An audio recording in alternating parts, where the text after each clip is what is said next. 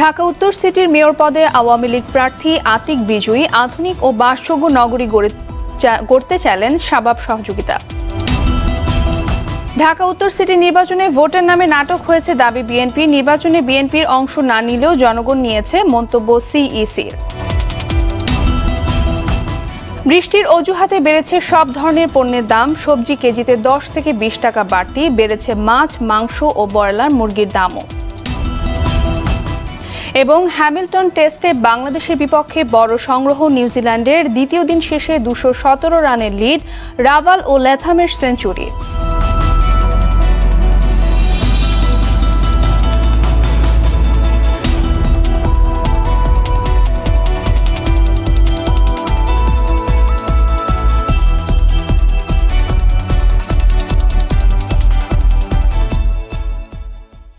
আসসালামু আলাইকুম, স্বাগত জানাচ্ছি আরটিভির দুপুরের সংবাদে। শুনছিলেন মার্কেন্টাইল ব্যাংক সংবাদ শিরোনাম। পুরো সংবাদে আপনাদের সঙ্গে আছি আমি সাদিয়া রেসওয়ানা।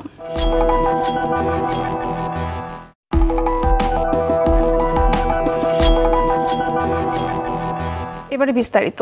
ঢাকা উত্তর সিটি কর্পোরেশনে মেয়র পদে উপনির্বাচন এবং 18টি ওয়ার্ডের কাউন্সিলর পদে নির্বাচনের আনুষ্ঠানিক ফল ঘোষণা করল নির্বাচন কমিশন। সকাল 11টায় রাজধানীর বঙ্গবন্ধু আন্তর্জাতিক সম্মেলন কেন্দ্রে ফল ঘোষণা করেন রিটার্নিং অফিসার আবুল কাশেম। এই সময় তিনি বলেন, ঢাকা উত্তর সিটি কর্পোরেশনে মেয়র ও কাউন্সিলর পদে ভোটের হার 31.05%। আতিকুল ইসলাম 8,39,302 ভোট পেয়ে চূড়ান্তভাবে বিজয়ী হয়েছেন। আগামী সপ্তাহের মধ্যে নির্বাচনের ফলাফলের গেজেট প্রকাশ করা হবে। আতিকুল ইসলাম প্রতীক নৌকা পেয়েছেন 8,39,302 ভোট।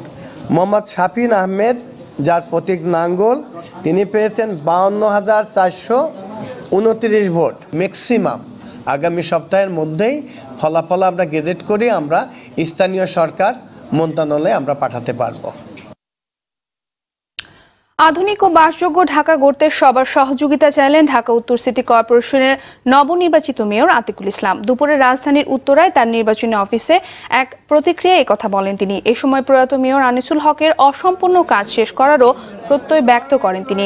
মেয়র হিসেবে দায়িত্ব গ্রহণের পর ঢাকা উত্তর সিটি কর্পোরেশন এলাকায় যানজট নিরসন, ফুটপাত দখলমুক্ত করা, পরিবেশ দূষণ রোধ, মশা নিধন সহ নানা পরিকল্পনার কথা জানান। এছাড়া ঢাকা উত্তর এলাকার যুক্ত হওয়া নতুন 18টি ওয়ার্ডকে নতুন করে ঢেলে সাজানোরও কথা জানান মেয়র আতিকুল ইসলাম। প্ল্যান কিন্তু থাকবে সুদীর্ঘ প্ল্যান। এর মধ্যে কোনটা কোনটা বাস্তবায়ন হবে শর্ট টার্মে, কোনটা কোনটা বাস্তবায়ন হবে মিড টার্মে, কোনটা কোনটা বাস্তবায়ন হবে লং টার্মে, এইভাবেই কিন্তু আমাদের কাজটা করতে হবে। কালকে সাংবাদিক সম্মেলনের মাধ্যমে আমরা 12টার সময় সাংবাদিক সম্মেলন ডেকেছি। সেই মাধ্যমে আমরা আপনাদের বলতে পারবো যে আমরা কী কী দিকে আমরা বিশেষভাবে নজর দিতে চাই। ঢাকা উত্তর সিটি কর্পোরেশন নির্বাচনে ভোটের নামে নাটক হয়েছে বলে দাবি করেছেন বিএনপির স্থায়ী কমিটির সদস্য ডক্টর খন্দকার মোশাররফ হোসেন। সকালে জাতীয়তাবাদী মৎস্যজীবী দলের নবগঠিত কমিটির নেতাদের সঙ্গে জিয়াউর রহমানের সমাধিতে শ্রদ্ধা জানাতে গিয়ে তিনি এই দাবি করেন। এ সময় তিনি বলেন, সিটি কর্পোরেশন নির্বাচনে জনগণ ভোট দিতে যায়নি, বরং জাতীয় নির্বাচনের মতোই প্রহসন করা হয়েছে। ভোটের অধিকার হরণ করে ভোটার দিবস পালন করা একটি তামাশা বলেও জানান তিনি।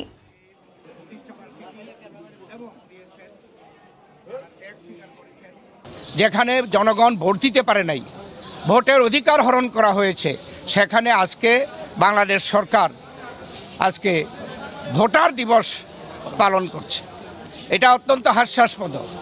ভোটার যেখানে ভোট দিতে পারে না, সেখানে আজকের স্লোগান হচ্ছে ভোটার হন, ভোট দিন।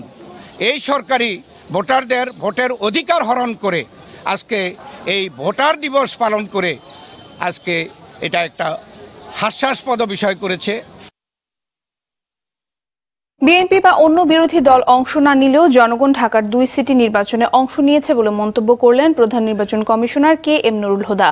সকালে জাতীয় সংসদ ভবনের সামনে জাতীয় ভোটার দিবসের র্যালির উদ্বোধনীতে এই কথা বলেন তিনি। সিএসি আরও বলেন, বৈরী আবহাওয়ার কারণে ভোটার উপস্থিতি তুলনামূলক কম হয়েছে, কিন্তু সার্বিকভাবে নির্বাচন ভালো হয়েছে। ভোটার দিবসের র্যালিতে নির্বাচন কমিশনের কর্মকর্তা কর্মচারী ছাড়াও তরুণ ভোটার ও বিভিন্ন কলেজ বিশ্ববিদ্যালয়ের 3,500 শিক্ষার্থী অংশ নেন।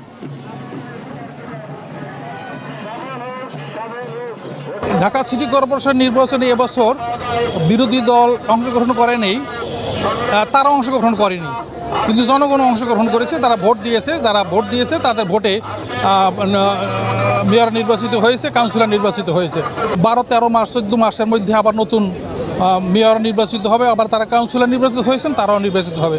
সে কারণে মানুষের মধ্যে ওই রকম আগ্রহ বা প্রতিযোগিতা হয়নি, একটা কারণ। কর্তব্যরত অবস্থায় মারা যাওয়া পুলিশ সদস্যদের পরিবারদের রেশন ও চাকরির ব্যাপারে কাজ করে যাচ্ছে সরকার, এমনটা বললেন স্বরাষ্ট্রমন্ত্রী আসাদুজ্জামান খান কামাল। সকালে রাজধানীর মিরপুরের পুলিশ স্টাফ কলেজে পুলিশি মেমোরিয়াল ডে অনুষ্ঠানে একথা বলেন তিনি। অনুষ্ঠানে 2018 সালে দেশে আইনশৃঙ্খলা রক্ষা, অপরাধ দমন ও অপরাধীদের গ্রেফতার সহ কর্তব্যরত অবস্থায় 158 মৃত্যুবরণকারী সদস্যদের পরিবারকে স্বীকৃতি স্মারক দেওয়া হয়। অনুষ্ঠানের শুরুতে পুলিশের একটি চৌকস দল সশস্ত্র সালাম দিয়ে স্বরাষ্ট্রমন্ত্রী ও আইজিপিকে সালাম প্রদান করেন।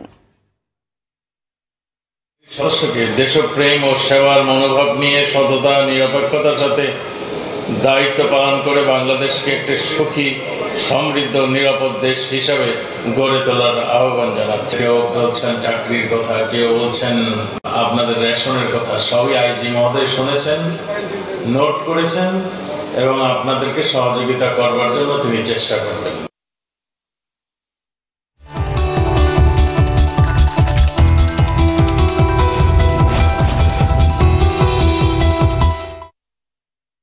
মধুমতি ব্যাংক বাণিজ্য সংবাদ। মৌসুম শেষ ও বৃষ্টির অজুহাতে বাজারে বেড়েছে প্রায় সব ধরনের পণ্যের দাম। সপ্তাহের ব্যবধানে সবজির দাম বেড়েছে কেজিতে 10 থেকে 20 টাকা। দেশীয় ভারতীয় পেঁয়াজের দাম বেড়েছে কেজিতে 5 টাকা করে। এছাড়া মাছ, গরুর মাংস ও ব্রয়লার মুরগির দামও বাড়তি। বিস্তারিত জানাচ্ছেন সেলিম মালিক। শীত মৌসুম শেষ, প্রকৃতিতে বইছে বসন্তের হাওয়া, তাই বাজারেও টান পড়েছে শীতকালীন সবজির। এছাড়া গেল কয়েকদিনে বৃষ্টির কারণে নষ্ট হয়েছে সবজির ক্ষেত, বেড়েছে দাম। বেগুন বেশি আমরা 30 টাকা কেজি, আজকে বেশি 50 টাকা 60 টাকা কেজি। এরকম সিম বেশি 30 টাকা কেজি, সিম 50 টাকা কেজি। ওই সিসিঙ্গা বেশি 40 টাকা কেজি, বেশি 60 টাকা কেজি। এরকম প্রতিটা জিনিসের দাম বেশি। লতি কেজি গত সপ্তাহে বেশি 70 টাকা, এই সপ্তাহে বেচতেছে 80 টাকা। জালি বেশি 40, এই সপ্তাহে বেচতেছে 50 টাকা। লাউ বেশি 30 থেকে 40, আজকে বেচতেছে 40 থেকে 50 টাকা। একই কারণ দেখে দেশি ও ভারতীয় পেঁয়াজের দাম বাড়িয়েছেন দোকানিরা। আলু ও রসুনের দামও বেড়েছে বেশ খানিকটা। পেঁয়াজ আমরা 25 টাকা বিক্রি করছি, আর এই সপ্তাহে 30 টাকা বিক্রি করতে অনেক কষ্ট হয়ে যায়। যেমন ইন্ডিয়ানটা গত সপ্তাহে 20 টাকা বেচছে, এই সপ্তাহে 25 টাকা। বৃষ্টির কারণে বাজারে সময় মতো মাছ পৌঁছাতে পারেনি, এমন অজুহাতে বেড়েছে ইলিশ সহ সব ধরনের মাছের দাম। আগে বেচছি 500 টাকা পিস, এখন বেশি আপনার 600 টাকা, 550 টাকা পিস, পিস প্রতি 50-100 টাকা বেশি আর কি। তেলাপিয়া সর্বোচ্চ 120, কিন্তু এই সপ্তাহে 150 টাকা করে বিক্রি করতেছি। খাসির মাংসের দাম ঠিকঠাক থাকলেও কেজিতে 20 টাকা বেড়েছে গরুর মাংসের দাম। গত সপ্তাহে 500 ছিল, আমরা 10-20 টাকা কমে বেচছি, কিন্তু এই সপ্তাহে কমে বেচতে পারতেছি না। কেজি প্রতি ব্রয়লার মুরগির দাম বেড়েছে 10 টাকা। গত সপ্তাহে তাহলে বলা ছিল 150 টাকা, আর এই সপ্তাহে হলো 160 টাকা। সোনালীর গত সপ্তাহ ছিল 260 টাকা, এই সপ্তাহ ছিল 270 টাকা। বাজারে সব ধরনের চাল বিক্রি হচ্ছে আগের দামেই। সেলিম মালিক, RTV, ঢাকা। আমাদের সংগ্রাম চলবেই চলবে, জনতার সংগ্রাম চলবে, জনতার সংগ্রাম চলবে। শুরু হলো অগ্নিঝরা মার্চ, বাঙালির গৌরব ও অহংকারের মাস। 71 সালের এই মাসের 26 তারিখে শুরু হয় মহান স্বাধীনতা যুদ্ধ। 2রা মার্চ ঢাকা বিশ্ববিদ্যালয়ের ওড়ানো হয় বাংলাদেশের নতুন পতাকা। এর 5 দিন পর 7ই মার্চ সোহরাওয়ার্দী উদ্যানে ঐতিহাসিক ভাষণে স্বাধীনতার ডাক দেন জাতির জনক বঙ্গবন্ধু শেখ মুজিবুর রহমান। নিরস্ত্র বাঙালি প্রস্তুতি নিতে শুরু করে যুদ্ধের। আর 25শে মার্চ বাঙালি জাতির উপর অতর্কিতে ঝাঁপিয়ে পড়ে পাকিস্তানি হানাদাররা। চলে গণহত্যা। আর যদি আমার লোকের উপর হত্যা করা হয়, তোমাদের উপর কাছে আমার অনুরোধ।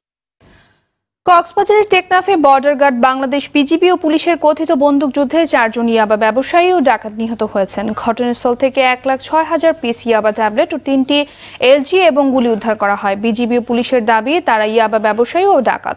তাদের বিরুদ্ধে একাধিক মামলা রয়েছে। ভোরে সাবরাং ও ওয়াইকাংয়ের বিজিবি ও পুলিশের পৃথক বন্দুকযুদ্ধে এই ঘটনা ঘটে। সাবরাং ইউপিস্থ পুরান মগপাড়া কাঁকড়া প্রজেক্ট এলাকায় বিজিবি সদস্যদের সঙ্গে উভয় পক্ষের গুলি বিনিময়ে 2 জন ইয়াবা ব্যবসায়ী মারা যায়। এছাড়া ওয়াইকং নোয়াপাড়া বটটুলি এলাকায় ডাকাতির প্রস্তুতকালে পুলিশের সঙ্গে গুলি বিনিময় ঘটনাস্থলে মারা যায় নজির আহমদ ও গিয়াসউদ্দিন।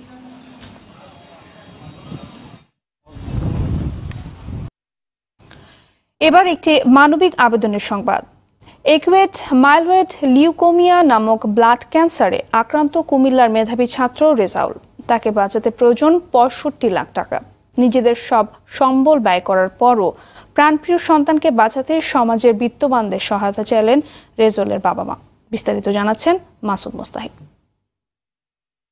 মানুষের জন্যে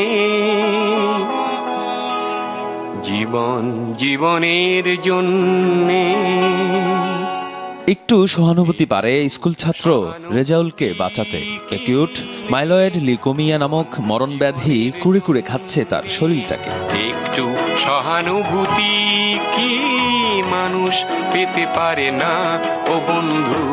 কুমিল্লার হরিশচর ইউনিয়ন হাই স্কুল অ্যান্ড কলেজের ১০ম শ্রেণীর মেধাবী ছাত্র রেজাউল করিম। ২০১৭ সালে তার ব্লাড ক্যান্সার ধরা পড়ে। ডাক্তারদের পরামর্শ নিয়ে যাওয়া হয় ভারতের মুম্বাই টাটা মেমোরিয়াল হাসপাতালে। সেখানকার চিকিৎসকরা জানান বোন ম্যারো ট্রান্সপ্ল্যান্ট করতে হবে রেজাউলের। খরচ পড়বে ৬৫ লাখ টাকা। পরে চিকিৎসা শুরু হলেও অর্থের অভাবে পুরো কোর্স শেষ না করেই দেশে ফিরতে হয় রেজাউলকে। জায়গা জমি বিক্রি করে ছেলেরা চিকিৎসা করছি। ছেলে কিছুদিন ভালো ছিল, তখন ছেলের একবার রোগ দেখা দিছে। মাননীয় প্রধানমন্ত্রীর কাছে আমি, দেশবাসীর কাছে আমি, সবার কাছে সাহায্য চাই।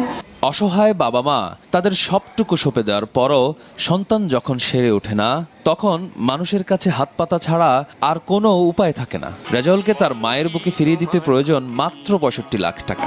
জীবনের অথই নদী পার হয় তোমাকে ধরে। মাসুদ মোস্তাহিদ, RTV।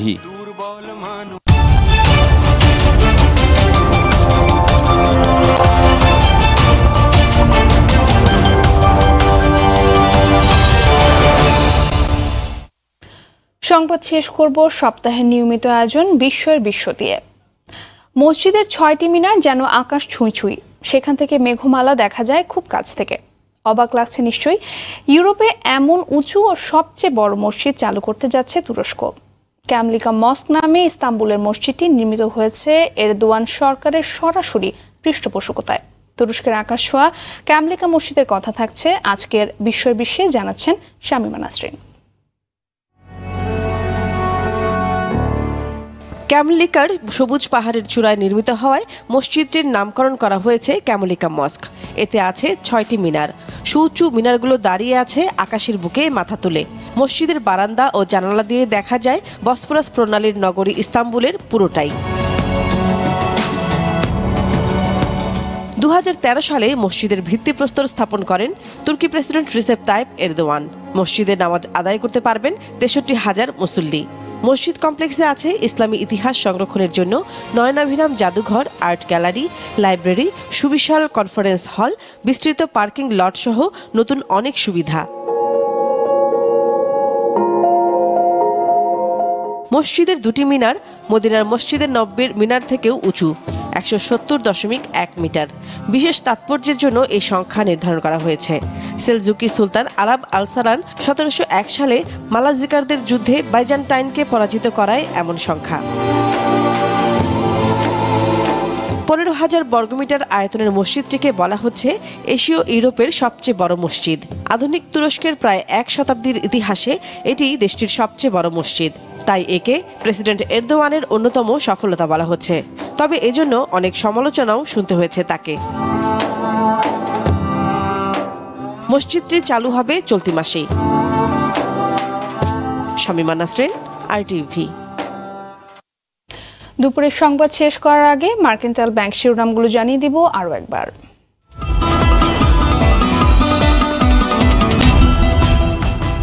ঢাকা উত্তর সিটির মেয়র পদে আওয়ামী লীগ প্রার্থী আতিক বিজয়ী আধুনিক ও বাসযোগ্য নগরী গড়তে চাইলেন সবার সহযোগিতা। ঢাকা উত্তর সিটি নির্বাচনে ভোটের নামে নাটক হয়েছে দাবি বিএনপির। নির্বাচনে বিএনপি অংশ না নিলেও জনগণ নিয়েছে, মন্তব্য সিএসির। বৃষ্টির অজুহাতে বেড়েছে সব ধরনের পণ্যের দাম। সবজি কেজিতে 10 থেকে 20 টাকা বাড়তি। বেড়েছে মাছ, মাংস ও ব্রয়লার মুরগির দামও। এবং হ্যামিল্টন টেস্টে বাংলাদেশের বিপক্ষে বড় সংগ্রহ নিউজিল্যান্ডের। দ্বিতীয় দিন শেষে 217 রানের লিড, রাভাল ও লেথামের সেঞ্চুরি। দুপুরের সংবাদ এ পর্যন্তই। আরটিভি সবশেষ সংবাদ জানতে যে কোনো মোবাইল ফোন থেকে 2414 নম্বরে ডায়াল করুন। আর মোবাইল ফোনের সংবাদ দেখতে অ্যাপ স্টোর, গুগল প্লে বা উইন্ডোজ স্টোর থেকে ডাউনলোড করুন আরটিভি অ্যাপস। এছাড়াও তাৎক্ষণিক ও বিনোদন সংবাদ জানতে বিশ্বের যে কোনো প্রান্ত থেকে ভিজিট করুন facebook.com/rtvonline এবং youtube.com/rtvdigitals। ধন্যবাদ সবাইকে।